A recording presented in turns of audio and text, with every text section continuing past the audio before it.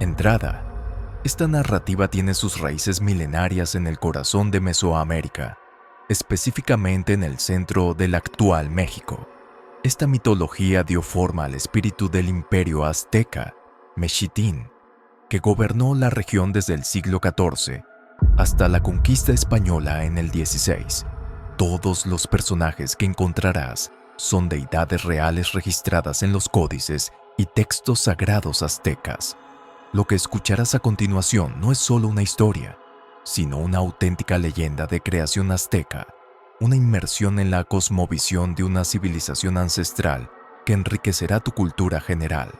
Capítulo 1. La destrucción de las 4 eras y el reinado del silencio. En el principio no existía el tiempo ni la luz, solo una pesada y antigua melancolía de un ciclo que había terminado 4 veces flotaba en la nada. El universo no era un ser que respiraba, sino un gigante sumido en un sueño profundo e inmóvil. En los sueños de este sueño yacían los escombros de 4 grandes épocas, 4 soles, ahora solo recordados en leyendas. Primero, la era del sol de los jaguares. Esta época, bajo el dominio de Tezcatlipoca, el señor de la noche, terminó con su orgullo insaciable. Una noche, el cielo descendió sobre la tierra y enormes jaguares emergieron de la oscuridad, destrozando a cada ser humano creado, llenando el mundo de huesos y silencio. Le siguió el sol del viento. Esta vez, Quetzalcóatl, el señor de la sabiduría, tomó las riendas del mundo. Pero sus tormentas soplaron con tal fuerza que desprendieron montañas, reduciendo las rocas a polvo. Los humanos que sobrevivieron se escondieron trepando a los árboles y con el tiempo se transformaron en monos, cantando desde entonces entre las ramas de los bosques. En tercer lugar, gobernó el sol de la lluvia. Su maestro era Tlaloc, el dios de la fertilidad. Pero un día, en lugar de agua, comenzó a llover fuego del cielo. La tierra se incendió, los ríos hirvieron. Los humanos que pudieron escapar de esta terrible ira volaron hacia el cielo y se transformaron en pájaros. Y finalmente llegó la 4ª era, el sol del agua. Chalchiuhtlicue, la gentil dama de las aguas, adornó el mundo con sus ríos y lagos, pero sus lágrimas se convirtieron en inundación, sus ríos en furia. Una gran inundación arrasó, el cielo mismo se derrumbó sobre la tierra. Todo lo creado hasta ese día fue engullido por las aguas, y los humanos se transformaron en los peces que nadan en las profundidades del océano. Lo que siguió a la 4ª destrucción no fue más que un silencio absoluto. No había susurro de viento, ni murmullo de agua, ni sonido de animal. El tiempo se congeló, la oscuridad lo impregnó todo. Las estrellas se apagaron. Incluso el recuerdo del sol se desvaneció. Fue en medio de esta noche eterna que los seres inmortales, los dioses, se reunieron a la sombra de las enormes y ahora desiertas pirámides de Teotihuacán. Por primera vez, se enfrentaban al final del ciclo que ellos mismos habían creado, parados en el umbral de la nada absoluta. A la cabeza estaba Tezcatlipoca, sosteniendo un espejo de obsidiana negra. En su superficie, los fantasmas de las eras extintas danzaban, sin reflejar más que su propio orgullo quebrado. Una vez más, rugió su voz, desgarrando el silencio. El destino tejido por nuestra propia voluntad nos ha traído a este umbral de silencio. Todo lo que hemos hecho ha sido enterrado en este vacío. Frente a él, Quetzalcóatl escuchaba en silencio. Sus brillantes plumas verdes, incluso en esta oscuridad absoluta, seguían brillando como la luz obstinada de una estrella distante. En sus ojos coexistían la tristeza de los mundos perdidos y un fuego ardiente por un nuevo comienzo. Él no era solo un dios, sino también un arquitecto, un portador de esperanza. Y los demás, el señor de la lluvia, Tlaloc, ahora lloraba lágrimas saladas en lugar de lluvia. Chalchiuhtlicue, vestida con su traje adornado con pálidas perlas, permanecía frágil y quebrantada, como una ostra de perlas arrastrada a la orilla. La reunión era como el concilio final de un reino caído. Las acusaciones volaban por el aire como palabras sin sentido que resonaban en los muros de las pirámides vacías, hasta que la voz de Quetzalcóatl atravesó todo el ruido como el sonido de una trompeta. «Estas palabras no levantarán los escombros», dijo, su voz tranquila pero llena de una voluntad de acero. «Llorar el pasado no construye el futuro. Si ha de nacer un quinto sol, su camino será el del sacrificio. Un gran fuego debe traer un nuevo amanecer desde sus cenizas, quemando la oscuridad. Esta es la ley escrita por el destino». Cayó un silencio. La palabra sacrificio brillaba en el aire como una espada tangible frente a cada uno de ellos. Nadie podía moverse, nadie podía respirar, nadie podía mirarse a los ojos. Sin embargo, en el rincón más alejado, con su cuerpo enfermo y humilde, Nanahuatzin temblaba. Nadie lo miraba, nadie recordaba su existencia, pero él llevaba en su interior un pensamiento más valiente que todos los demás: el amanecer de una nueva era. Y fue en ese momento cuando la rueda de un ciclo terrible y glorioso comenzó a girar en silencio. Capítulo 2. El gran fuego y el corazón humilde. Las palabras de Quetzalcóatl se habían impregnado en el aire, haciendo temblar la esencia misma de cada ser. Ahora era el momento de la acción, no de las palabras. En el corazón de Teotihuacán, en medio de un antiguo altar rodeado de piedras gigantes, se encendió el gran fuego. No era una llama ordinaria, sino un infierno cósmico nacido de la chispa primordial de la creación, la esencia misma de la existencia. Sus llamas ardían con una pureza despiadada, en los tonos más crueles de azul y blanco, desgarrando la oscuridad de la nada con una luz tremebunda y titilante. Y llegó el turno de responder a la pregunta del destino. ¿Quién ofrecería su propio ser a estas llamas implacables? ¿Quién se atrevería a convertirse en cenizas para ser el heraldo de un nuevo amanecer? El primero en dar un paso al frente fue Tezcatlipoca. Su orgullo lo envolvía como una armadura invisible. «¡Yo!», rugió, su voz desafiando el crepitar de las llamas. «El Señor de la Noche. Soy quien posee la voluntad y el poder para soportar el peso de esta tarea». Sin embargo, al acercarse al borde del fuego, se encontró con la mirada juzgadora de las llamas. La sombra de su propia arrogancia, vista en su espejo, le quemó más que el fuego. Su poder no era suficiente para esta renuncia final y definitiva. Con el rostro marcado por la derrota y la ira, se retiró de nuevo a las sombras. Tras él, los otros grandes nombres formaron fila. Tlaloc ofreció un río hecho de lágrimas al fuego, pero las llamas convirtieron su agua en vapor en un solo aliento. Chalchiuhtlicue invocó todo el poder de sus ríos, pero el fuego la transformó en un puñado de vapor húmedo y la tragó. Cada uno intentó dominar con el poder de su propio elemento, pero ninguno tuvo el coraje de ofrecer su ser puro, su yo, a los dientes implacables del fuego. La desesperación se elevaba como el humo, y el gran fuego ardía con aún más fuerza. La llama cósmica había rechazado sus intentos mediocres, exigiendo un regalo mayor, más puro. Entonces, desde el fondo de la multitud, se elevó un susurro. «Yo estoy listo». La voz era tan baja, tan modesta, que al principio se confundió con el sonido del viento jugando con el fuego. Pero entonces, Nanahuatzin avanzó con su cuerpo enfermo y de piernas torcidas. Al lado de los otros, parecía una nada, una sombra. Sin embargo, en sus ojos brillaba algo que los demás no tenían: una intención pura y un amor infinito por la continuidad de toda la existencia. Fue recibido con risas burlonas y miradas desdeñosas. «¿Tú?», se rió Tezcatlipoca, su voz cargada de veneno. «¿Crees que puedes llevar a cabo esta gran misión? Tú, que no eres nada».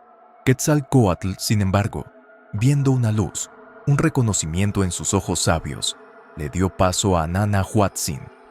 El pequeño y imperfecto dios caminó hasta el borde del fuego cósmico. Por un momento, se volvió y miró a la multitud, a los rostros que lo despreciaban.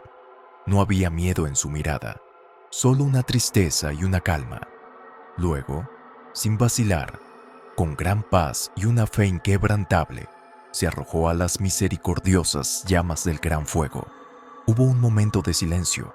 El universo contuvo la respiración. Entonces, ocurrió una explosión de luz que sacudió los cimientos del cosmos. El fuego tragó el cuerpo de Nana-Huatzin en un instante, pero no lo destruyó, lo transformó. De dentro de las llamas, primero un temblor, luego una esfera de luz dorada que crecía, comenzó a elevarse. Esto era lo que los mortales llamarían Sol. Nana-Huatzin, sacrificando su propia existencia, se había convertido en el quinto sol.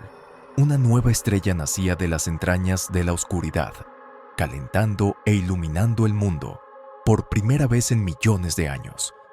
Los dioses, hechizados y asombrados ante este milagro, observaban el ascenso de esta nueva y tremebunda entidad en el cielo. Pero no hubo oportunidad para gritos de victoria, porque había un problema. El sol llegó a la cima del cielo, y allí se detuvo, inmóvil, tembloroso e indeciso. Su luz caía sobre la tierra, pero no se movía hacia ninguna parte. Una nueva preocupación, un profundo terror, apareció en los ojos de Quetzalcóatl. Se volvió hacia los demás, su rostro cargado con el peso de una advertencia. «¡No se mueve!», susurró, su voz intentando sofocar el pánico creciente. El sacrificio de Nana-Huatzin lo creó, pero no le dio un camino, una vida.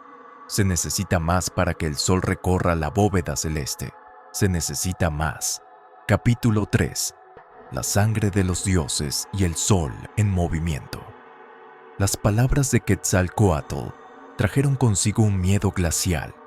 ¿Había sido en vano el sacrificio de Nana-Huatzin? ¿Sería esta enorme esfera de luz creada una antorcha inmóvil y eterna en el cielo? Eso sería un final no diferente a la primera destrucción, incluso más despiadado. Un infierno estancado que prometía calor y luz, pero no permitía ningún ciclo de vida. Cayó un profundo silencio. Este silencio fue roto por la voz ronca y humillada de Tezcatlipoca. No apartaba la vista del sol tembloroso que colgaba en el cielo. «Entonces», dijo, su voz inusualmente plana y carente de emoción, «démosle un camino». Y sin vacilar, con una daga de obsidiana que clavó en su propio pecho, ofreció el primer sacrificio. Su sangre, brotando como un río cósmico oscuro, se convirtió en un puente oscuro que se elevaba hacia el cielo y, al tocar la superficie dorada del sol, relampagueó con un destello cegador. El sol, casi imperceptiblemente, pero sin lugar a dudas, tembló. El poder de Tezcatlipoca le había dado el primer empujón. A este gesto le siguió el dios de la lluvia, Tlaloc. Él, el señor de las tormentas, ahora derramando lágrimas de dolor y determinación, ofreció su propio corazón. Su sangre fértil y azul, al llegar al sol, hizo que la estrella brillara más intensamente, más caliente, por un momento, y oscilara tambaleante hacia el oeste. Ahora había movimiento, y luego, uno por uno, los otros dioses avanzaron. Ya no había lucha, envidia o miedo, solo era una terrible y gloriosa ceremonia fúnebre, necesaria para restaurar el orden cósmico. Chalchutlicue, la dama de los ríos, se ofreció con un susurro como un último aliento. Su energía clara añadió fluidez al ritmo del sol. Xiuhtecutli, el dios del fuego, dio su esencia a las llamas y otorgó al sol la permanencia de su calor. Los demás, grandes y pequeños, conocidos y olvidados, todos fueron parte de esta sagrada y terrible tarea. La vida, el poder y la esencia de cada uno fluían hacia el disco inmóvil en el cielo, como el vapor que se eleva de un cuenco de sacrificio, transformándolo. Quetzalcóatl, siendo el último gran dios en quedar, observó esta escena antigua y trágica. El viento agitaba sus plumas verdes como un estandarte de guerra. Los últimos alientos y los gritos de las almas de sus compañeros, mezclándose con el universo, resonaban en sus oídos. Vio cómo sus vidas fluían hacia el sol, cómo con cada sacrificio el sol cobraba vida, cómo su luz se fortalecía y cómo, finalmente, comenzaba a avanzar pesada, pero decidida e implacablemente, hacia el oeste, a través de la bóveda celeste. El primer atardecer ocurrió, por primera vez desde la formación del mundo. El sol se convirtió en una bola de fuego rojo en el horizonte y se ocultó tras la tierra. Luego, cayó una noche bajo el dominio de Tezcatlipoca. Las estrellas y la luna tomaron el primer turno en el nuevo ciclo, y a la mañana siguiente, un rayo de luz dorada se elevó en el horizonte oriental. El primer amanecer, el primer amanecer. El tiempo, por fin, había comenzado a fluir reversiblemente. El quinto sol había comenzado oficialmente su ciclo. Quetzalcóatl se quedó solo, bajo el naciente amanecer. La victoria se había ganado al más alto precio, con el sacrificio de toda una generación de dioses. A su alrededor solo quedaba silencio y una profunda soledad, pero volvió sus ojos a la tierra, a este mundo nuevo, vacío, silencioso y sin alma. Había sol, había tiempo, pero no había nada.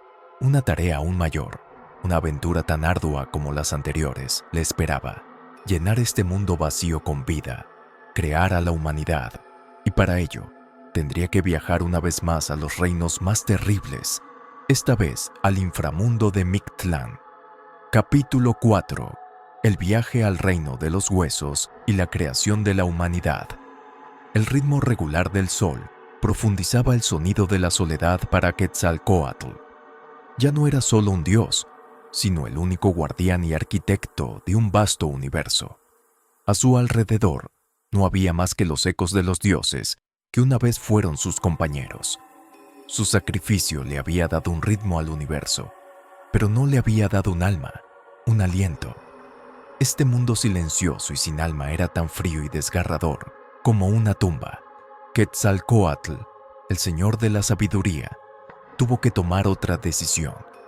Debía poblar este mundo con seres mortales, con humanos, pero la materia prima de su creación yacía escondida en los huesos de aquellos que una vez caminaron por este mundo, los humanos de las eras anteriores, y esos huesos estaban cautivos en las profundidades del reino más terrible, Mictlán, el inframundo, en manos del despiadado señor Mictlantecuhtli. El viaje era una aventura de la que ningún mortal o dios había sido testigo de su regreso. Mictlán era un infierno de 9 niveles, cada uno el guardián de un miedo y una prueba diferente. Pero Quetzalcóatl no tenía otra opción.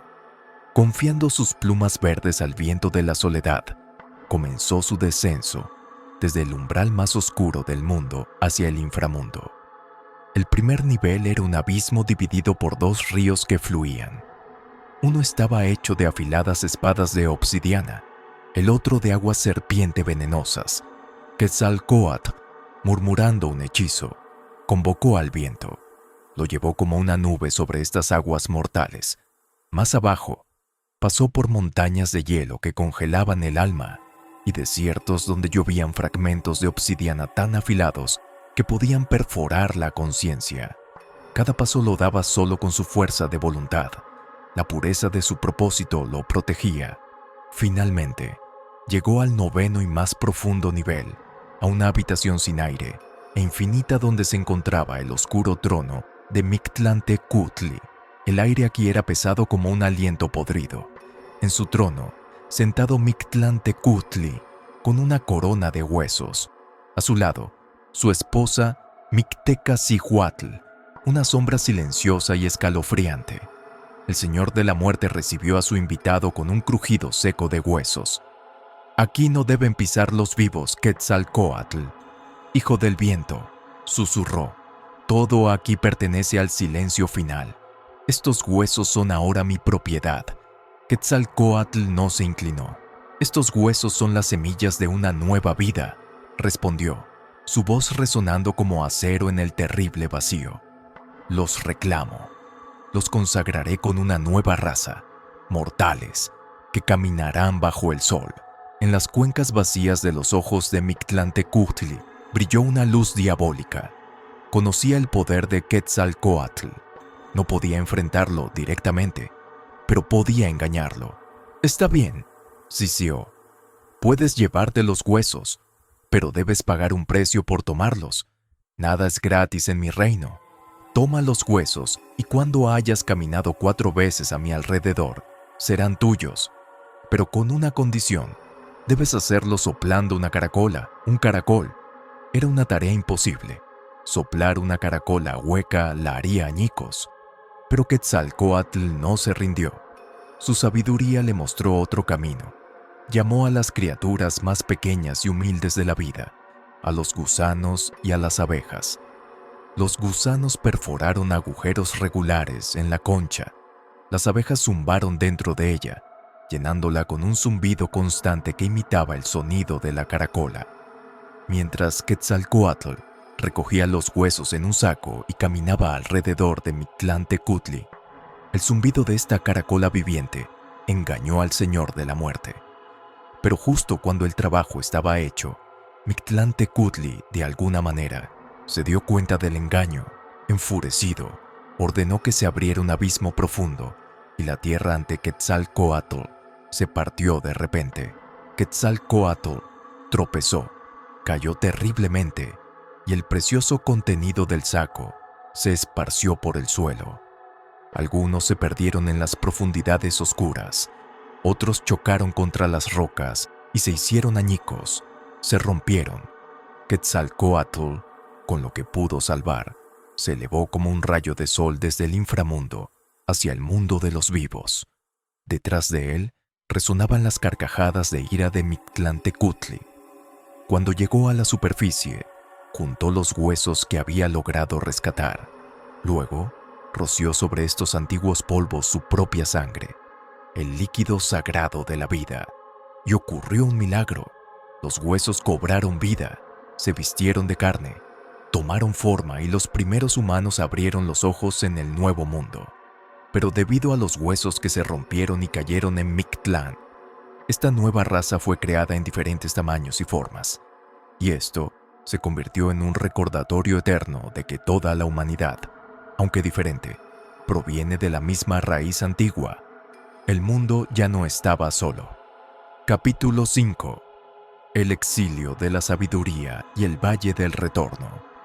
La humanidad había descifrado el secreto de la civilización gracias a las enseñanzas de Quetzalcóatl.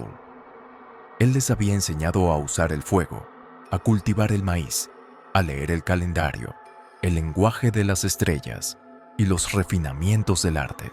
La ciudad de Tolan vivía su edad de oro de sabiduría y virtud, pero el equilibrio cósmico nunca permite que un polo permanezca por encima del otro por mucho tiempo. La sombra de la luz siempre está al acecho. Tezcatlipoca, incluso desde el reino de las sombras, continuaba tejiendo sus intrigas. El creciente prestigio de Quetzalcóatl y su amor puro por la humanidad eran una carga insoportable para su orgullo. Esta vez no llegaría con una guerra directa, sino con un engaño venenoso, golpeando al Señor de la Sabiduría con su propia arma. Su pureza y bondad. Se disfrazó de un anciano sabio y llegó a Tolan. Le dijo a Quetzalcóatl que llevaba el secreto de la vida y del olvido. Le ofreció la bebida de los dioses, llamada pulque. Esta bebida, susurró con una engañosa suavidad, te recordará la energía de tu juventud y todos los placeres de la vida. Quetzalcóatl, con su deseo de ser útil a la humanidad, y quizás por el pesado cargo de la soledad que llevaba, bebió un sorbo de este elixir. En ese momento, su mente divina se nubló, su pureza se manchó. Ebrio, su mente se confundió y cometió un acto terrible contra las leyes sagradas. Se unió a su hermana Quetzalpétlatl Al despertar con los primeros rayos del amanecer, se estremeció con la vergüenza y la ruina de su acción. Se miró en un espejo y ya no se reconocía. Su rostro pertenecía a un extraño, sucio. Su poder divino se desvanecía rápidamente con esta mancha. Ya no podía quedarse en Toland entre la gente, dando lecciones de virtud. Tuvo que abandonar su reino, su ciudad y su gente, que lo amaba. Era un amargo exilio, nacido del amor por sí mismo y por ellos. Su viaje fue una súplica y una huida de sí mismo. Se quitó sus plumas verdes, vistió ropas oscuras, vagó de tierra en tierra para olvidarse, para liberarse del peso de su error. Finalmente, llegó al borde más lejano del mundo, a la orilla de las grandes aguas. Allí, se arrojó sobre una balsa hecha de serpientes de fuego. Las leyendas dicen que, ardiendo en llamas, se mezcló con las aguas y navegó hacia el este, hacia la tierra del amanecer. Pero su partida no fue un final. Quetzalcóatl, con su esencia purificada, se transformó en el planeta que brilla en el cielo, Venus, la estrella de la mañana. Y a la humanidad le dejó una esperanza, una profecía, que un día regresaría, un día en el año si uno caña, regresaría barbudo y de rostro brillante, y traería de vuelta la perdida gloria de Toland, la justicia y la sabiduría. Esta profecía se transmitió de generación en generación, como una luz de esperanza, una creencia tan poderosa que, el día que aparecieron extranjeros barbudos, con armaduras brillantes, desde el otro lado del océano, un pueblo creería que eran su dios Quetzalcóatl, regresando del exilio, y esta creencia cambiaría para siempre el destino de una civilización. Pero esa es la historia de otra historia, la de la historia y la tragedia. El legado de Quetzalcóatl, sin embargo, continuó viviendo en el corazón de la humanidad, en cada sol de la mañana, en la brillante estrella de la mañana en el cielo, en el grano de maíz sostenido en la mano, en la página del calendario, en la obra de arte y en la esperanza inextinguible de que un día regresará. Incluso con su partida, le había dado a la humanidad el regalo más preciado, una fe inquebrantable en el futuro.